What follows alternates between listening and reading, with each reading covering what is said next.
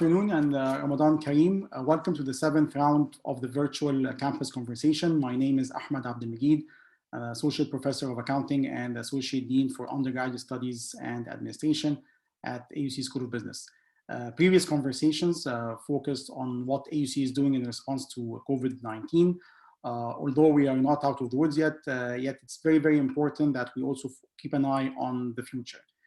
Today, we introduce the newly launched President's Operational Excellence Initiative with its 7 committees tackling several areas.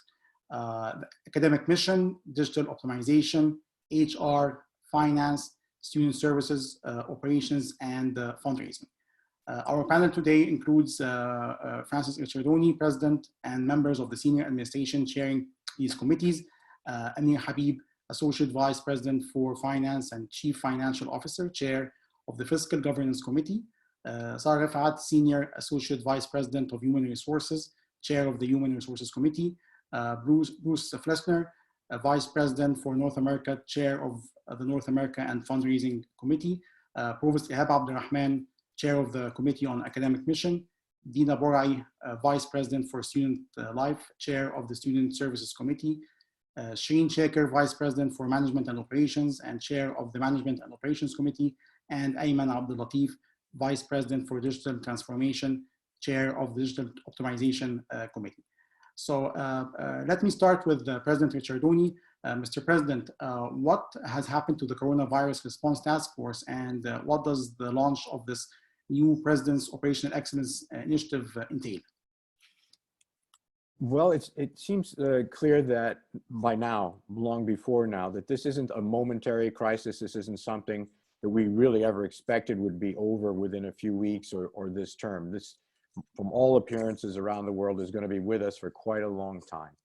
So at a certain point, it makes sense, once we successfully coped with the initial challenges and threats, to organize and gird ourselves for the longer term. And so that's what we've done. We had a task force that met daily, at least daily, and that sometimes several times daily. And as I mentioned last week, it's time to begin that pivot or that shift to a sustained effort. Let me just remind once again the really 3 goals we set out. The 2 first were the ones we pounded on and really strived to focus on for this spring term and the beginning of the emergency. Those are, number 1, the requirement to enable everything else, protect our community health. We've been successful in that, thank God.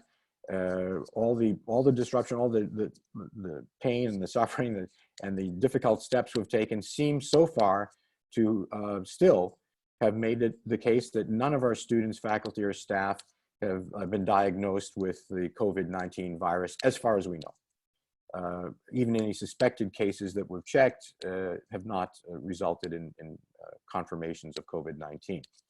So that is a success. We cannot stop there. We cannot rest on that. We have to ensure that we remain a healthy campus, whatever we may do in the future.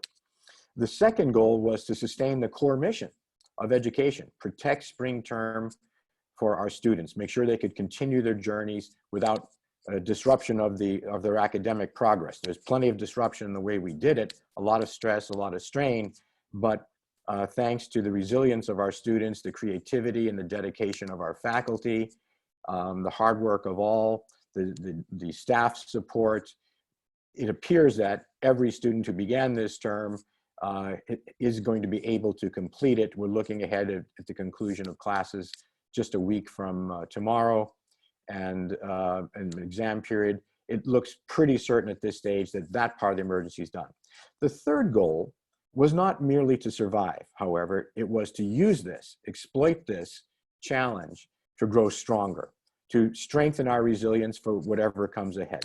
There were things that, reforms and good things that were already underway. The post-COVID world is not necessarily going to be radically different in a lot of ways.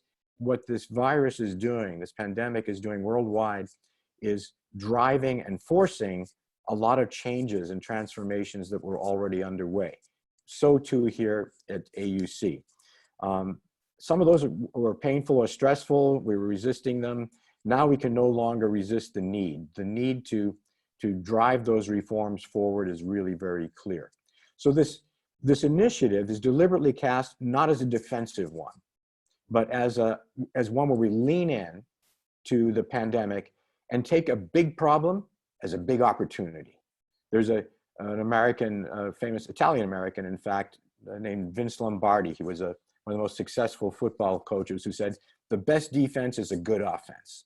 So that's the way I've always wanted to think about this. Don't just, hunker down, protect your core. We have to do that.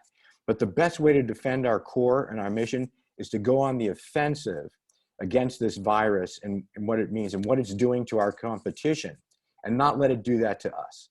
Let's use this opportunity, this pandemic, to do the things we should have been doing, and maybe some new things that we're discovering that we can do. So with Dr. Ahmed, we'll have each of the committees speak about the specifics, but again, in more sort of large or overarching terms, how I'd like us to think about this. First, it's really a community effort. This is one where everyone has an opportunity to lead. We speak about, shared governance and consultative governance. This can only work. We can only succeed if we're all speaking with each other. We can't stay in our silos. The area head or vice president for this, the provost in the academic area, we all have to be speaking with each other. So each of these committee chairs offer a particular portal for any student, faculty, or staff member who has an idea, who has a concern, who wants to work on a particular aspect of this problem, whether in a defensive way or an offensive one, a way to exploit the opportunity. These are portals. Please join them. Don't feel that if you're not a member, if you're not a student, and you're not one of the staff of Vice President Deena Borale for Student Life, but you have a great idea because you're a faculty member who's observed something, Deena Borale is your address and her committee on how to change the way we support the student experience here. If you're a non-academician, but you can see some ways we can support what goes on in our classrooms or our laboratories, the teaching and learning processes, the way we schedule them, the way we plan them, the way we carry them out, then the provost will have his own sub-working groups and will welcome your engagement there. So whatever your status as a member of our community, student, faculty, or staff, or for heaven's sakes, if you're an alumnus watching this, or one of our many donors and supporters, these are the addresses, these are the ways you can deal directly in exploiting this need, not only to defend and protect our core, but to do new things that we need to do anyway. I mentioned last week we need to do a number of hard things that universities around the world are doing. We're going to do those hard things. I wanted to reassure, though, once again, as I touched on last week, there are two core elements of our mission and of our community. That is, whatever cutting and pruning and cost reductions we make, we must uphold the commitment we made in 2016 when there was a national crisis in Egypt of the devaluation, the sharp devaluation of the Egyptian national currency, which lost overnight 50% of its official value. That really put a lot of our students and families under stress. And we made a commitment then, which turned out to be a very costly one, but we upheld it, that we will lose no student in good academic standing for inability of his or her family to make the tuition payments. We had to increase financial aid to do that. We did it. We haven't lost one of those students. And congratulations to that class of 2020 that came in with me in the fall of 2016. You heard that commitment. We meant it. We kept it. And congratulations to you for completing your 4 years. Some of you I know are in for a 5th year if you're engineers. So that's one cadre we're certainly going to protect no matter what. Second is the faculty. Student experience, there is no student experience without the faculty here. We have Egypt's and the region's best faculty. That is costly. We need to sustain the numbers. Part of that student experience is the best student to faculty ratio, not only in the region, but competitively throughout the world. That's expensive. We need to protect that. So we're going to, the provost is going to have the greatest claim, as he always has, on resources for hiring, recruiting and retaining high quality faculty in the numbers we need to sustain that student experience. So I want to put those two assurances out there as we undertake the hard things where we are going to have to cut costs, reduce we have to identify each position to see which position is really needed to sustain that core academic mission of teaching and the research that sustains our teaching. We'll do those hard things. We'll take care of our people as we do, and we're going to come out of this stronger. I didn't want you to think that this is just sloganeering. I want to point to some things that we really have done here, how we've already become stronger and more resilient. As I said, it isn't just going to be, we're going to wake up and it'll be a new world of COVID. We were already doing things that are underway. We're already, as AUC, the bellwethers, the trendsetters, the standard setters in a number of things. And in these past 8 weeks or so, we've done it even better. First, the obvious thing, online learning. We've done it, I think, the best. I don't mean to brag, but from everything I hear, our students have suffered the least and gained the most from the online experience. None of us think that that'll ever be a full substitute for face-to-face. That's not what I'm saying. But we've opened up. We've learned about the applications of the technology, how to do synchronous, asynchronous, how to do examinations, what works with the students, how you follow up with interactivity. And the provost can explain that we're planning on driving that even more through this summer to see whatever we'll need to do in the fall. Even if we were to go back to, as we hope, to full in-presence, physical presence instruction, this online capability we have could open up new doors for a worldwide participation with some of the best things that only AUC offers at the level we do around the world. That's just one. Working from home is another. We found ways of increasing people's productivity and their pleasure and their enjoyment and getting a work-life balance that works by running this as a kind of pilot program. These town hall conversations that we're doing turn out to be a very useful tool of communications where we are able to put our best minds and ideas from around the university together at least once a week, and each conversation builds on the other. In coping with the health standards here, we have set, and we must now preserve a new standard of AUC clean and healthy.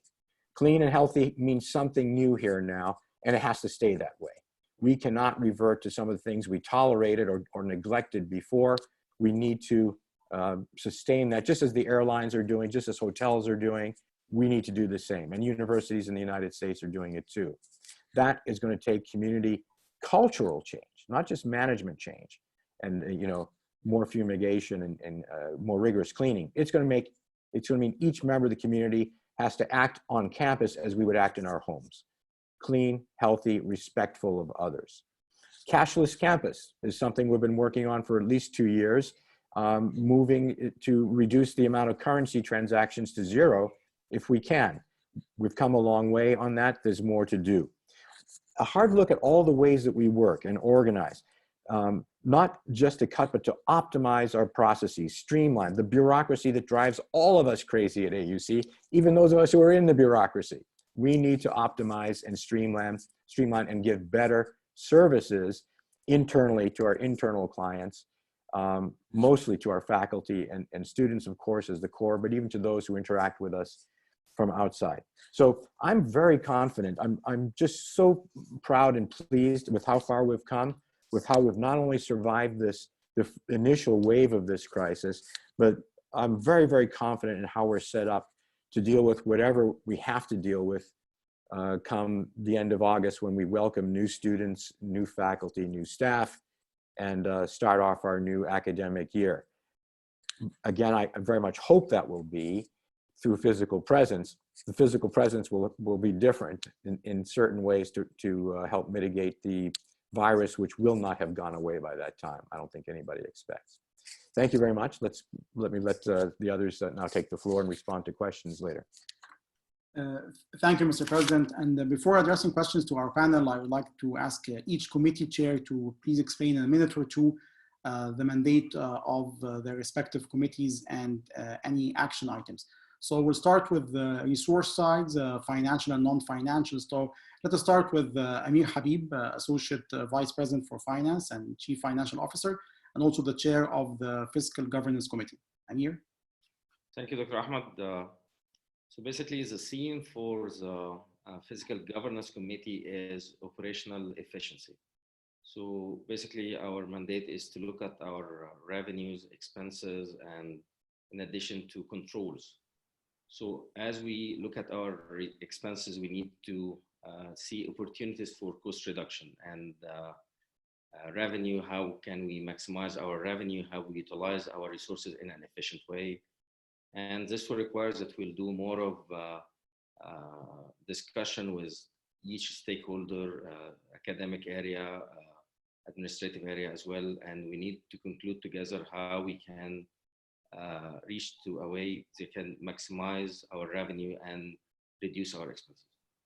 In addition to that, we have also, we need to look at our policies and procedure, especially policies has been on our website for a long time, which will need another review based on what current situation and COVID-19 impact. So we need to look at our policies as well and strengthen our controls on procurement and other activities. This in a nutshell, our mandate as the CFO, and definitely this will have also required more of coordination with different committees, HR, students. So I think as a team, each one will lead his committee, but I believe there will going to be more of integration between different committees. Thank you. Thank you, Amir. Equally important, of course, is our human resources. So Sarah Refaat, Senior Associate Vice President of Human Resources and the Chair of the Human Resource Committee. Can you please shed some light on your committee? Thanks, Dr. Ahmed, and good afternoon to everybody.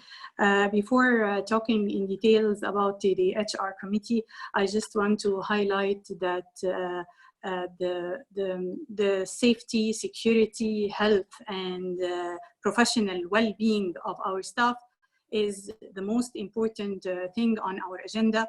And I want to ensure that every staff member, we are taking care of the staff and their professional well-being, as well as their health and safety and security. This committee is actually an operational committee, and we are working not only as HR separately, but we will be working with every single manager and supervisor in the community. The output of this committee will be a shared output between HR and managers. And this is a combined work to optimize our resources, human resources, and utilize all HR tools that we have to the maximum to work on this crisis. This will not only focus on staff and the regular contractual agreements, but as I indicated, other HR tools like how we will deal with our vacancies, all service level agreements we have across campus, replacement of retirees, professional development, and how this will be linked to the professional career of our employees, how we will take the next steps of working remotely and benefit from the successful pilot we did. So we will cover different aspects in HR. Also, as the President indicated, looking into positions evaluations for every organization. This work actually is not a new initiative or new work. We already started this when we consulted Logic Consultants to work on the organizational excellence exercise 2 years ago. And now it's actually time to look into implementing organizational excellence recommendations and take this a next step forward. Thank you, Sarah. Then moving on to Bruce Flessner, Vice President for North America, Chair of the North American Fundraising Committee. Well, hello from the United States. It's wonderful to be with everyone. Everything that we do in North America is really designed to support the activities and the wonderful teaching and research and service missions of AUC. And therefore, the committee looks a lot like that. We're trying to figure out a way to accelerate the activities that we have and be able to pivot towards new opportunities that will come as a result of this global crisis. So we're spending time thinking about working with all of my colleagues, and we're very dependent upon all of them, whether it's about the student experience, whether it is about faculty activities, but particularly we're going to be spending time talking about the internationalization of the students. And we're going to spend lots of time thinking about some of our issues about fundraising and how we can improve those activities, which the majority of which happen in Cairo, but a significant portion of which happens here in North America. So we're looking at both of those activities. along with the sort of other issues about sort of efficiencies that we can have across the board. Okay. Thank you very much, Bruce. Moving to academics, which is the core function of AUC, and also students, which are the primary group of stakeholders. So I would like to hear from Provost Ahmed Abdel-Rahman and also the chair of the Committee on Academic Mission. Thank you, Ahmed. Ahmed, let me start by the mandate as sent by the President to all of us. And I would like to thank the President for that initiative, because this is actually puts the pieces of the puzzle together so we can work coherently to achieve excellence at AUC during this hard time. So at the academic side, the mandate is actually to find or establish alternative instructional and research modes against the fiscal year 21, and to be responsible for all matters dealing with the academic planning, policies, and procedures, including the summer and fall, with the full resource awareness and allocation recommendation for each option. Also to focus on reorientation and training of returning faculty and students in late August, to prepare for opening with classroom instruction, but also potential quick return to online and or vice versa. So that's the mandate as sent to us by the President, and I am in daily, almost daily contact with the President, informing him by our effort to prepare for the summer 2020, fall 2020, and after COVID-19. So actually, some time ago, we took already a decision to move to online in summer 2020 in order to make sure that our faculty can prepare for their courses and our students can register to their courses that they need based on a full understanding that this is going to be online. However, we are really ready to go back to face-to-face if we are allowed to come back to our campus. So far, we're not allowed to come back to our campus, so the situation remains that summer 2020 will remain to be online as of today. So also, we started to prepare for the fall 2020, and we, in the academic side, we actually formed a task force to provide contingency plans for the mode of instruction. While we hope to move back to full face-to-face instruction, there is probability that we may have to stick to full online instruction. However, there are various models in between that we may consider. The task force aims at analyzing all possible scenarios, determining the triggers to opt for any of the scenarios, either face-to-face or online or anything in between, and evaluating the implications of each scenario and or decisions on our policies, procedures, as well as on our different stakeholders. The key considerations for the task force include classroom sizes, scheduling, faculty capability, and workload, quality of education, budgets, and other related considerations that the task force may consider. The task force will reach out to almost every VP to coordinate with them, because we actually, yes, this is academic is the core mission of the university, but we cannot work alone in silo. We have to work with all entities inside the university to make sure that we deliver to the best experience to our students.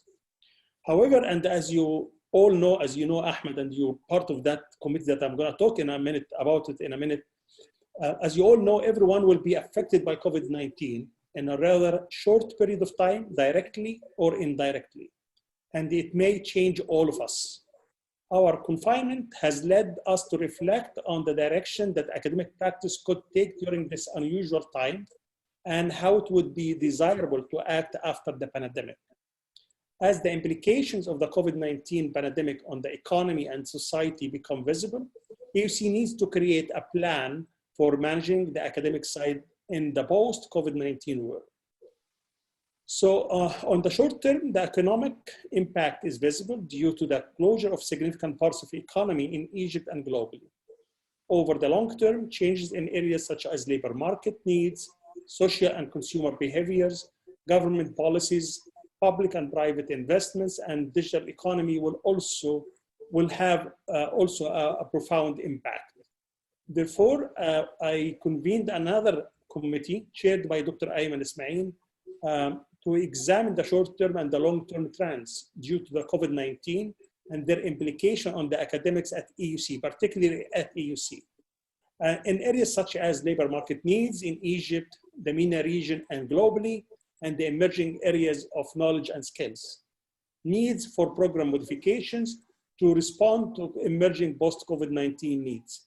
Impact on teaching and learning, both from the faculty and student perspective, adoption of new technologies that could be integrated with teaching and other academic areas, internationalization and of AUC programs. So not only to bring international faculty and international students to AUC, it's also how to offer our program for people at a distance from us. Finally, any other related areas that the committee may consider. The committee will provide an executive report at the very end. The report will, and the action plan will inform our new strategic plan. I know, Ahmed, you are on that committee, and that committee, as I mentioned, is chaired by Dr. Ayman Ismail, while the other committee that actually looking at fall 2020 is chaired by Dr. Ahmed Tolba, and Dr. Ahmed Tolba is also a member of the post-COVID-19 committee as well, to ensure crosstalk between the two committees. So Ahmed, I would like to end my remarks because this is actually what highlights what AUC is doing now. Those two quotes by Benjamin Franklin and Dwight Eisenhower. The first quote says, by failing to plan, you're preparing to fail. The second one complements the first one. It says, good planning without good working is nothing. And that's what we have been doing. Thank you, Provost Abdulrahman. Complementing, of course, the academics are students. So we're moving to VP Deena Borale, Vice President for Student Life and Chair of the Student Services Committee.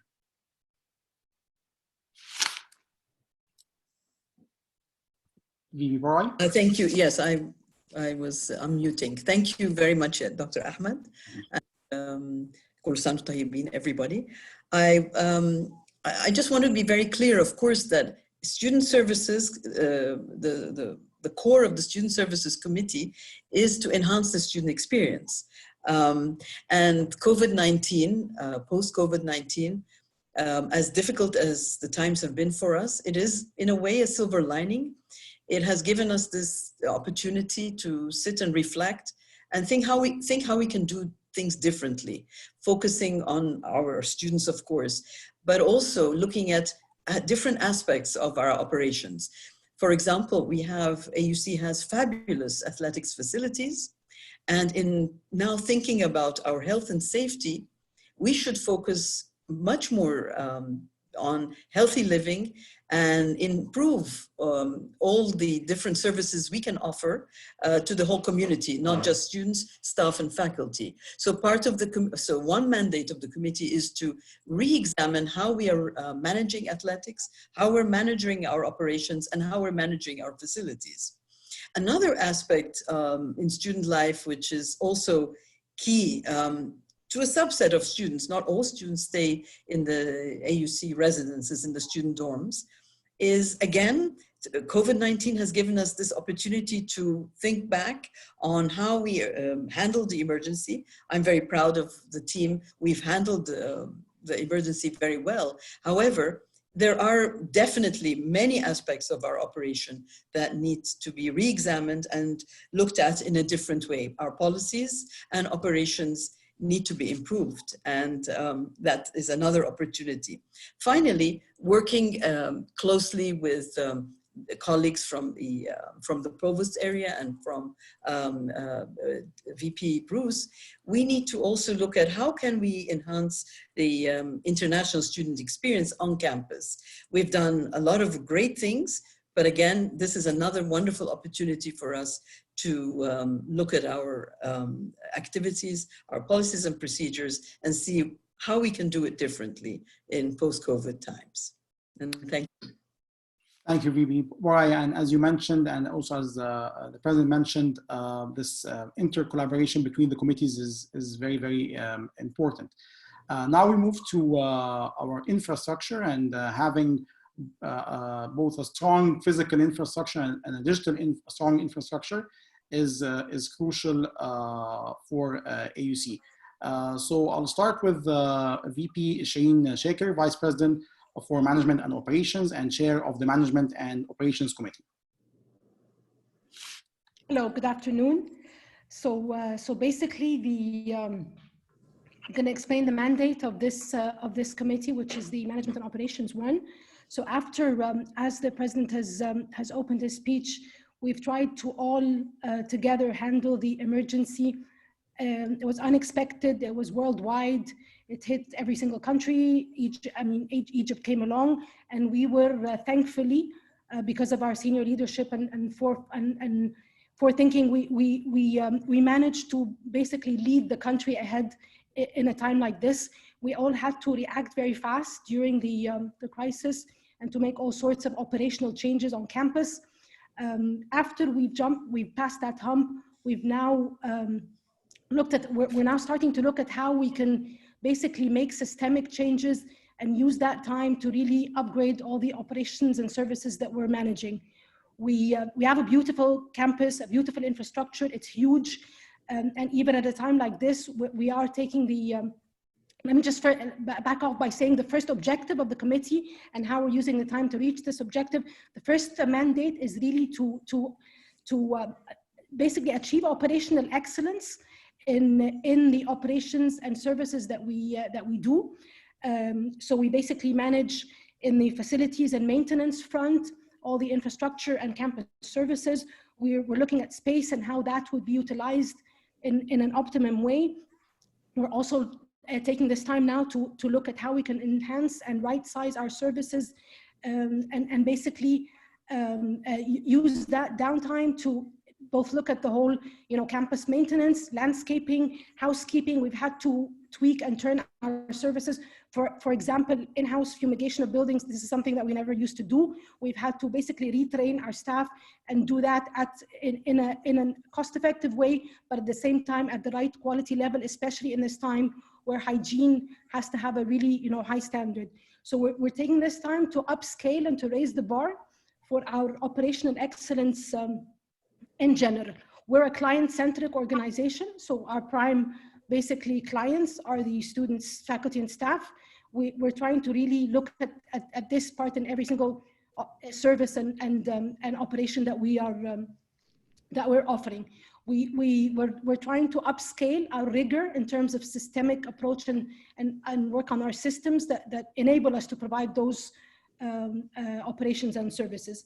The second mandate for this committee is basically to take a deeper look at the projects, at the building projects that we are managing and planning for this year and the years ahead. So we're taking this time to basically look at what needs to continue and with minimum delays, because of course there's delays all across the market and the industry that we can't control to a large degree, but we're also looking at rescheduling of some of the projects, what can be deferred to future years, and what are the essential ones that really need to carry on that, for example, affect either health, safety, and security, or a very core academic mission that we absolutely need to still commence. One of the examples which everybody is aware of, for example, is the whole master planning effort that we are continuing in spite of, trying to limit to the essentials, because this is something that will benefit in the long term, and that has a lot of benefits that we'll reap out of it. So we're taking a hard look at what needs to stop, what needs to slow down a bit, and what needs to continue. The third mandate of this committee is basically everything that hits really the people, which is the public health aspect, safety, security, and environment. This is, of course, this is utmost priority now in terms of we've had to take we've spent a lot of time to really look at how our medical services office is dealing with the emergency in this particular time, and how it will continue in the coming months until the campus is back to normal. Security operations have to continue. Health and safety is not something we can compromise on ever, especially at a time like this. And this is these processes are taking a lot of our focus and a lot of our time. So if I can just summarize, so I can give a chance to the rest to continue. Basically, it's those three: so operational excellence and operations, projects, as well as health, safety, and environment, with a very big focus on the public health aspect. Thank you. Thank you, VP Shereen. Now, of course, to complement all of this, the crucial role of digital transformation has been amplified with the current physical shutdown. I would like, as a faculty member, actually to commend our IT team for their efforts, which actually made my life as a faculty member much easier. So last but not least, I'd like to go to VP Ayman Abdellatif, Vice President for Digital Transformation, Chair of the Digital Optimization Committee. Ayman? Thanks, Ahmed. Thanks, Dr. Ahmed. I'll start out with a joke that's going around these days, and it's what's the biggest catalyst for digital transformation? Is it your Chief Executive Officer, Chief Technology Officer, or COVID-19? And the answer, of course, is COVID-19. The committee is very much in line, the mandates of the committee is very much in line with the work of the, what I was hired to do, but it's accelerate digital transformation for full online and blended capabilities. Whether be that on the degree or non-degree programs, and including, of course, administration and management. So what does that translate into? It essentially translates into sustaining and upgrading our technical capabilities, building resilience and redundancy into our existing systems. So for example, we have systems that have been, everybody's familiar with Blackboard, and the dependence on some of those systems has been amplified. I like that word, Dr. Ahmed, during this, this period. And it puts a bigger burden on us to make sure that those systems are very resilient and very redundant. They don't fail us. So looking at that for sure. And these are all activities that cut across, it's interdisciplinary. So hence the need for a committee with members from all our different stakeholders. And I take this opportunity to invite people who want to have, Dr. Ahmed, I'm going to probably come seek you to be a member on this committee, but it certainly requires a breadth of scope that cuts across all of our stakeholders. So again, Zoom, who's not familiar with Zoom today, but it has become almost a single point of failure. And it's part of our mandate to make sure that we have resilience there and alternatives. So we're looking at maintaining Zoom, but adding to it something like Microsoft Teams, which also adds some richness to the experience. But also when it comes down to it, it's about thinking differently, and thinking differently. Sometimes it's by reviving some older initiatives, such as the Bring Your Own Device, which was started through the Provost and the Provost office. And it's something that we're looking very seriously into, and how to leverage that to make sure accessibility in general is improved. And accessibility is either through devices, including mobile devices. So we're also looking at how do we make all of our services better available through mobile devices, for example, because again, internet access in Egypt, in fact, across the world now, you have two modes. One is via, regular internet, and the other is through mobile devices and mobile internet. And you have to almost make sure that you're able to do the same job across both modes. We're also looking at things like our labs today. Do we really want to maintain those labs, or do we have better usage of those equipment and then move to potentially virtual labs that are more easily maintained, more easily accessible, and even more flexible in configuring them. And so again, the cashless campus, the president talked about that. How do we accelerate that entire effort? So it's all of these initiatives coming under the same umbrella, and again, cutting across different stakeholders, and us needing to leverage that through the work of the committee. Thank you, VP Abdellatif. And now some questions from the community. So my first question is for President Richardoni. Now, in the light of the budget deficit, will the campus planning initiative be paused? Thank you for that question. I didn't mention, because I did mention last week, we are indeed facing a serious budget deficit both this fiscal year, which concludes at the end of June, and next fiscal year. The assumptions we had made as we tried to come close to finalizing the FY21 budget during the board meeting in February, those assumptions now have had to be really radically changed. And we are going to have to deal with those budget deficits. And as I said at the outset, and several of us have mentioned, CFO Amir Habib has mentioned, that means reducing costs for sure, raising revenues where we can, but also just operating more efficiently and not reducing the quality. These are difficult challenges in any times. They were already on us long before the virus hit, and the virus just makes it no longer something we can debate. We have to do these things, and we will. You asked if we're going to pause the campus planning. On the contrary, we're 100 years old. We hope to be here another 100 years or more.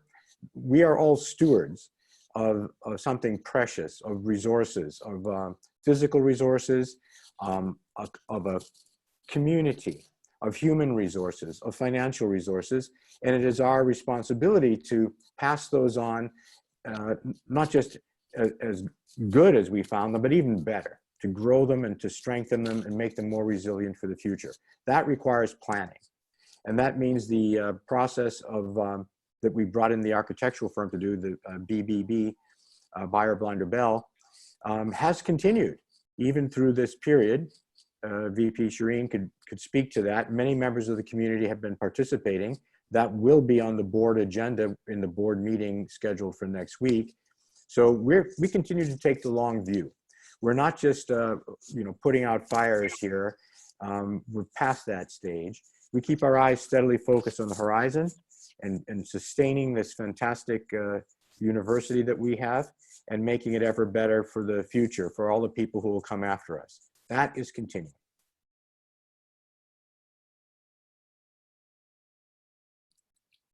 Thank you. Yes, and let me just comment very quickly on that one. There was a lot of focus groups. Actually, there were a total of 12 focus groups that we ran through BBB with the academic schools as well as students and a number of staff. So this whole, there was supposed to be a visit, on the ground visit in April that was substituted by a series of Zoom focus groups. So as the president has just mentioned, the work is carrying on. We're trying our best to, because this is important work that needs to continue through. There could be a couple of months delay of the final output because of the way we're doing things, but definitely we're not trying to slow anything down on that one. Thank you. Thank you very much. Another question, this one for VP Borale, regarding the commencement. What's the update on the commencement? And that's definitely a question on many students' minds. Thank you. Yes.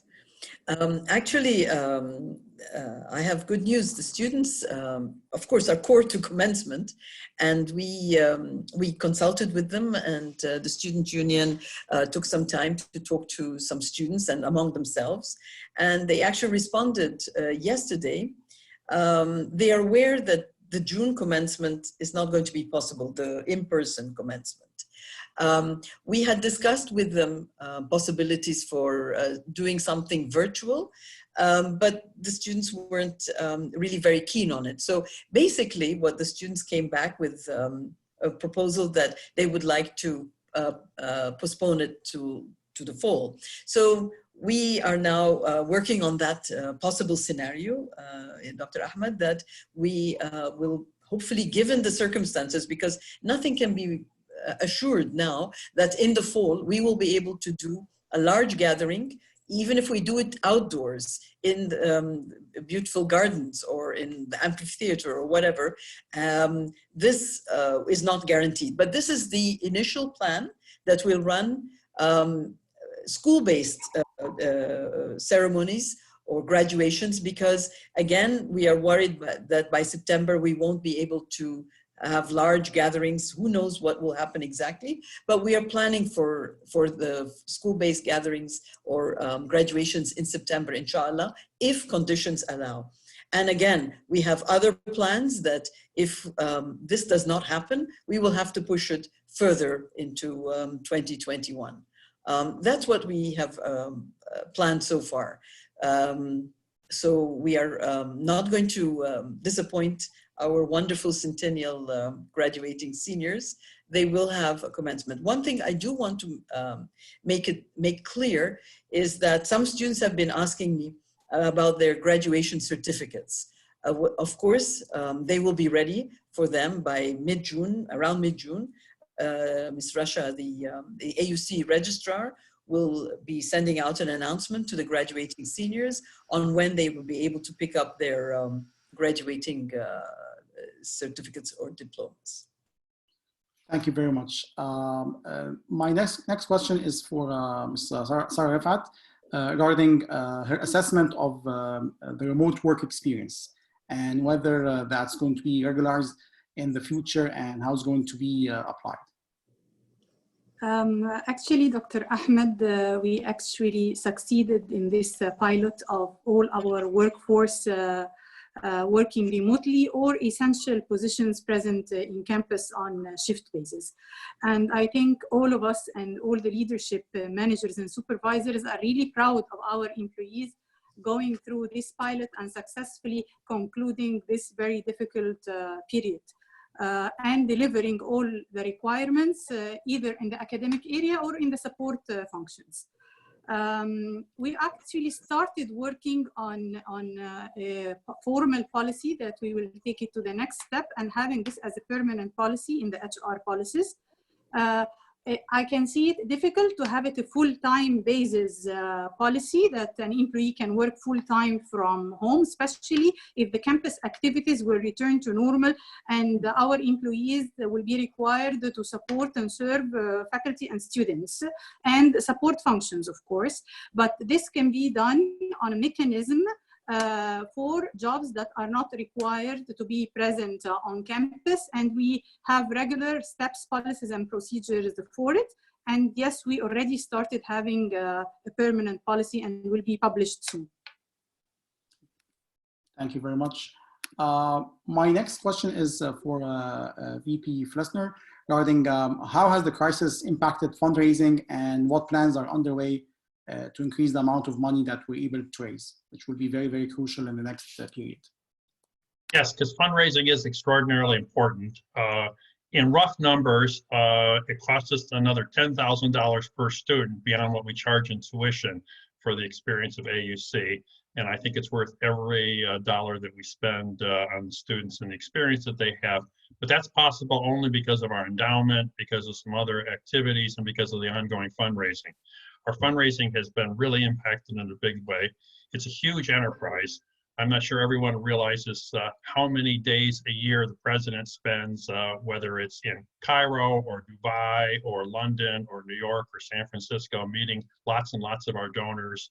And we're continuing to do some of those via Zoom, but we're clearly not in a position where we're able to have as many face-to-face visits as we would like to have about that grouping. So we've done a couple things. First, the advancement committee of the trustees, and the trustees take fundraising seriously, has met just this week again. The chair of that committee is meeting with the development staff on a weekly basis. And so we're going through name by name to make sure that we're able to accelerate our activities. And we're challenging the board to do some more. Second is we established the President's Emergency Fund, and anybody on this meeting who would like to make a gift to it is welcome to do so. It's an opportunity for people to realize that we have some short-term challenges right now, and so we're working about that grouping. We've also went back and have a special Ramadan ask for the North Americans in particular to make it a gift this year, and so we're following up about that grouping. So there's a lot of exceptional activities that are sort of moving forward. But I also want to be clear, this is a very tough year for our fundraising. We've had a tough going in before all of this, and the crisis makes it more difficult than normal. Many of the large foundations are now reevaluating their giving patterns about that. We need to find a way in which we make that shift. But you can recognize over the next couple of years, as their endowments have shrunk right now, they'll probably give away a few less dollars than we've had. The corporations are making some special initiatives around COVID-19, and we need to find a way to shift about that, but their profitability is down a little bit. That will impact some of that grouping.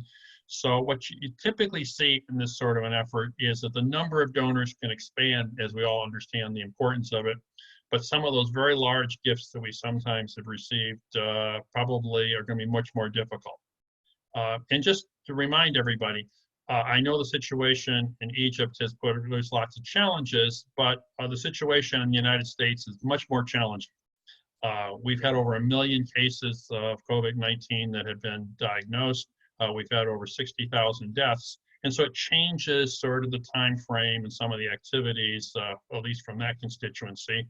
And that isn't to say that we don't have to work twice as hard as we would normally work about this. But I do want to get an idea about the fact that we're taking fundraising very seriously. And I appreciate the work of the president, the provost, the deans, lots of other people beyond the development staff who make this possible. Thank you very much. And speaking of the fundraising and finances in general, this question is for Mr. Amir Habib regarding, so just very briefly, what's the effect of the COVID-19 crisis on the AUC's budget and endowment? Thank you, Dr. Ahmed.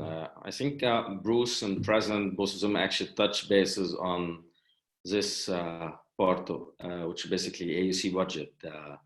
Definitely, we were expecting a less budget than we were anticipating at the beginning of the year for this fiscal year, and definitely this will have also an impact on next year's budget. We have also an impact of reduced number of international students. The drop number of international students will have an impact. So I think we'll have a tough year during the next fiscal year. And this is why it's very important to have a teamwork as an AUC in order to go into this crisis mode and try to utilize our resources in an efficient way. Endowment, definitely, the market crash, and I think we lost almost 20 to 25% of our market value of the endowment, which will have an impact on years next year as we build our budget and year after it. So again, we are in an austerity measure time where we need also to examine and review our expenses, review our processes, and try to utilize it in a more efficient way. Hopefully we'll get through it, and everything will, as we work together, I believe we'll be able to go beyond this point. Thank you. Thank you very much, Mr. Amir. And this actually question is for VP Borale, early and student life. Hopefully, if we go back to on campus in the fall, what do you expect will be different for student life?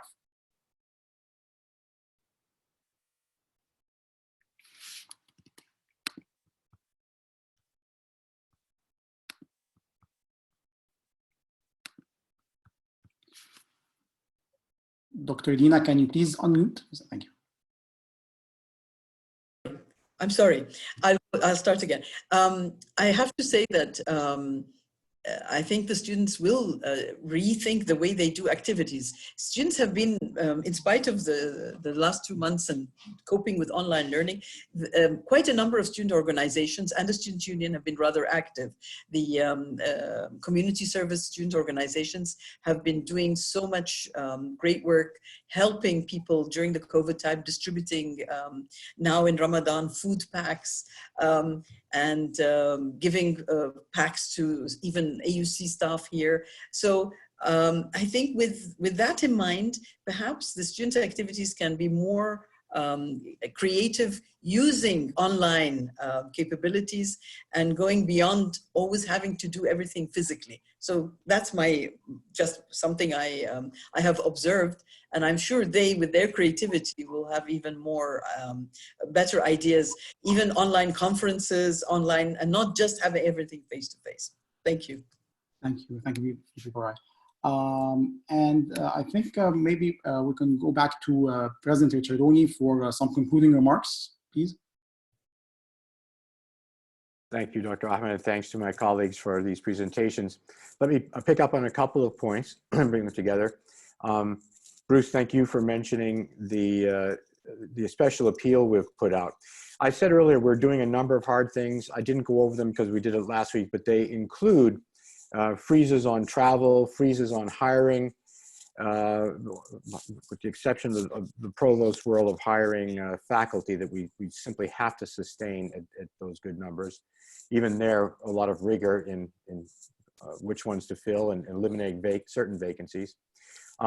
But inevitably, one thing this virus has done worldwide is impact everybody, but some people differentially. If you're watching this, you're among the privileged people on our planet.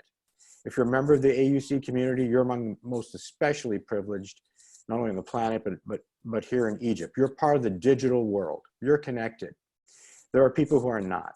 And there are people who will suffer disproportionately in their income. Even when we reduce overtime, we will be reducing some positions. There will be people more who are not watching this or able to at the lower end. These are the people we need to really take particular care of, and we always have at AUC. I said there will be a freeze on raises and bonuses last week. That's true, but there is one exception, at least under law. We will certainly raise the minimum wage for those at the very bottom. But these funds, these emergency funds, are dedicated to taking care of special needs of the university. There are two. One that's managed under a committee, a broad-ranging committee, chaired by Sarah Refaat as the head of Human Resources. That's the long-standing Employee Emergency Relief Fund, and that will be available, that has been available, and we're putting funds into that. Donor funds, there's been an appeal for that, and trustees have helped. And then I did a President's Emergency Fund, not only to support the Employee Emergency Relief Fund, but to make some funds available for students who are affected, students who have needed special equipment. We have students with special needs here to help us get through this emergency. I have to say, these funds are not just for big donors, people outside, we've done that, but I hope all of us at the senior levels, we had a meeting, a leadership meeting just yesterday. In the United States, universities are taking all these steps and more. In the United States, the law permits administrations to mandatorily reduce salaries at top levels in most states. We can't do that here, but I am asking the people at the top pay grades to consider AUC a worthy recipient for our personal charitable giving. It is the month of Ramadan, but whether it's Ramadan or not, I know a good number of senior faculty and staff, a good number of us have been contributing over the years anyway. This is a time of special need, and I would ask that we include this among the harder measures. It's actually not hard because it feels good to give, but among the things that maybe impose a bit of sacrifice on those of us who can do it in order to support those who will be feeling economic impacts on their income that are much more consequential than the gifts that we're able to make. So I just wanted to underline that. I wanted to also register another point, a name we haven't mentioned here. All this organization of these committees is really to collect and help us think about the way of doing what we have been doing, not only to overcome the emergency, as I said, but to strengthen us going forward and keep us really the institution of excellence that we've always been in an even more unpredictable and uncertain world. We have an element of our university called the Office of Strategy, Management, Innovation, and Evaluation, headed by Dr. Ayman Abdellatif, who reports to the Vice President for Digital Transformation. Ayman has been leading our normal annual planning processes of resource allocation behind our core mission priorities. We started this really last year. She had, before that, had a strategic planning process. She had been the leader of one, an inheritor of one, and developed it. Last year, we started to put resources behind the broad operational planning and bring those together for the first time last year. She remains in charge of that. And these committees, she will serve as, she and her team will be supporting these committees to make sure they speak with each other, share information, and do all of this planning within the larger context that we already have established. In other words, we're not reinventing the wheel, we're just strengthening and even more in more granular form organizing the way we were doing the reforms we're doing anyway. With that, I'd like to once again, here we are at the end of the first week of Ramadan has already gone by, painfully for those of us who love to be in Egypt for Ramadan, because we can no longer have the kinds of iftars that we all love and suhoors.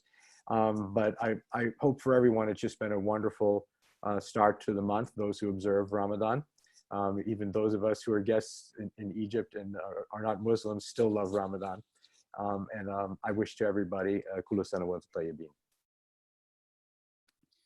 Thank you very much, President Richardoni. And this has been a very insightful conversation that will continue, and communication with the community is generally very important. And with the current events, this is now even more vital for the future of this institution. At the end, I would like to thank our panel, those who have submitted questions, and those who are watching this live stream. Stay safe, stay strong. Thank you, and goodbye. Thank you very much.